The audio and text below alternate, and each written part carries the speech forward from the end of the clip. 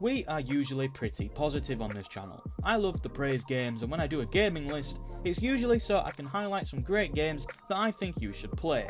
But today I'm feeling evil. Today I want to draw your attention to some games that you definitely shouldn't play, because I just don't think there's enough negativity going on in the world right now. So with my evil speech out of the way, let's get started on the 5 most disappointing video games of 2025. Please note these aren't the worst 5 games of 2025, these are just the most disappointing. These are games I was excited to play, but ultimately let me down. Secondly, if you do end up enjoying the video, then please consider subscribing, as we are trying to reach 2,000 subscribers by the end of the year. But enough of that nonsense, let's get started with number 5. Splitgate 2 is a game that really nails the fundamentals. The gunplay is pretty crisp, the portal system is still a blast to mess around with, and in short bursts, the game feels like a really good quality arena shooter. But the longer that you stick with it, the more the cracks start to show, and unfortunately, there are quite a lot of them. The biggest problem is how little there actually is to do. Every single mode is round based, which just kills momentum. You'll be getting into a rhythm and then suddenly, round over, reset, we go again.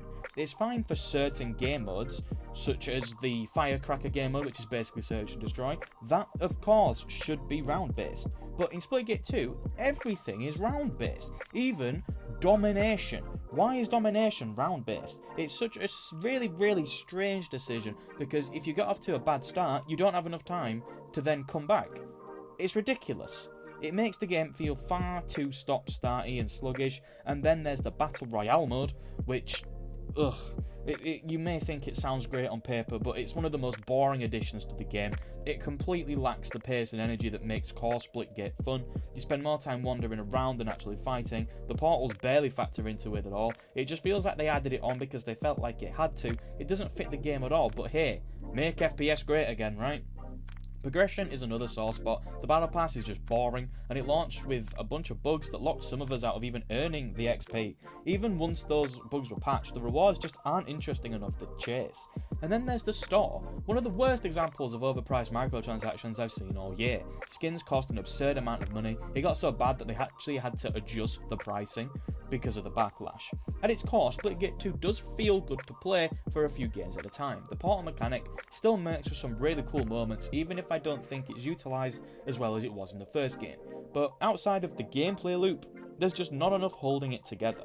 It's frustrating because you can see that there could be potential for Splitgate to be a hit, but the lack of content, rough progression, boring new modes, and that brutal monetization model completely drag the game down.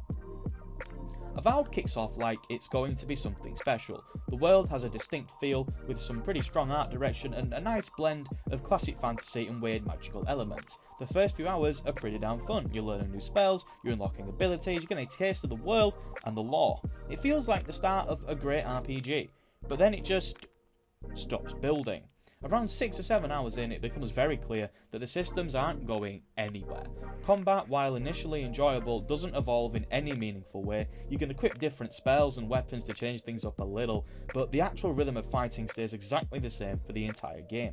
There's no enemy variety to shake things up either. You'll be fighting the same handful of enemy types over and over again, with some minor visual changes or reskins and little tactical difference in behaviour, but nothing that really stands out. The story does enough to carry you through. I did care a bit about the story, but it never reaches any kind of emotional or narrative high point. It's a safe, by-the-numbers plot that feels like it's trying to hit all of the expected RPG beats without really trying to say anything. And the characters are awful. There's not a single companion or side character that leaves a lasting impression in the whole game. They all feel underwritten, like they're just there because they need characters in the game. For a studio like Obsidian, I don't need to say more than that. A studio like Obsidian to have written characters this bad is incredibly disappointing. Visually and mechanically, the game is polished, and the world itself has potential, obviously, but it feels like the second act is just missing. The game never grows past its intro, it never deepens its mechanics or its narrative. It's not a bad game, it's just pretty shallow, especially by the standards of what I was expecting from a modern Obsidian RPG. Avowed isn't a disaster, but it's not even close to the classic that it could have been and that I wanted it to be. And I really hope The Outer Worlds 2 is better, and I really think it will be. Atomfall had a lot going for it right out of the gate. A post-apocalyptic survival mystery set where I am from, That is a concept you don't see every day, and it immediately sets a unique tone. The setting is genuinely quite eerie. It's an uncanny valley sort of thing. Quiet countryside villages overgrown with nature, abandoned bunkers, strange voices on radios. It all gives off this haunting Cold War paranoia vibe that hooks you early on. And because I'm from here, and I don't mean the UK, I mean the actual direct inspiration for the game, the familiarity of the environment made it even more compelling. There is a strange charm to wandering through these places, trying to figure out what went wrong.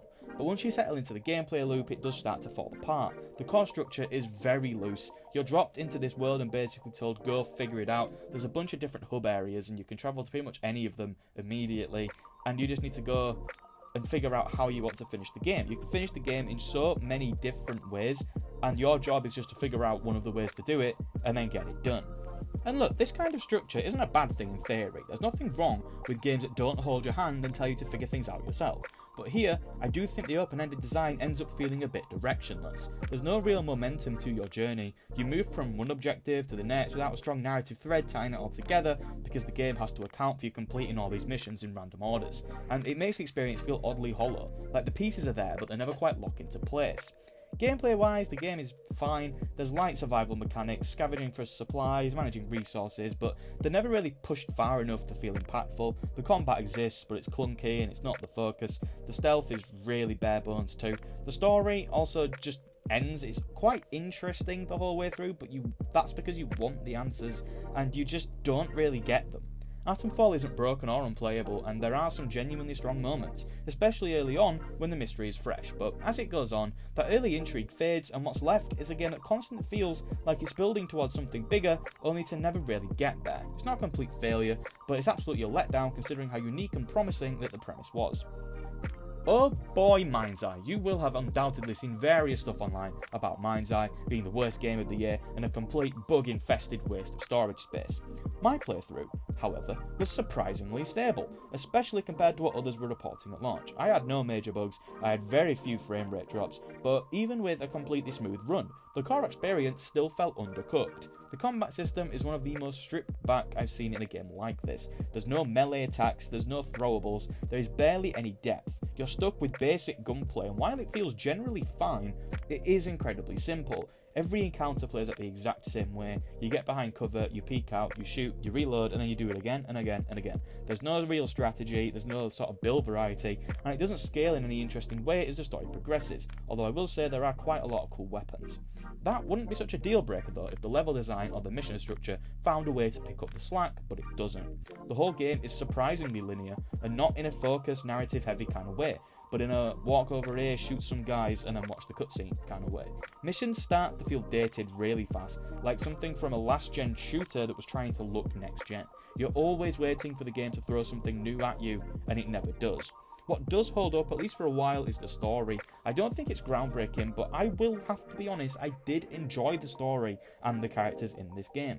The voice acting is also quite solid, there's quite a few decent twists, and the writing has its moments, but then you hit the ending, and it is really bad. It's not confusing or anything, it just ends, it's awful.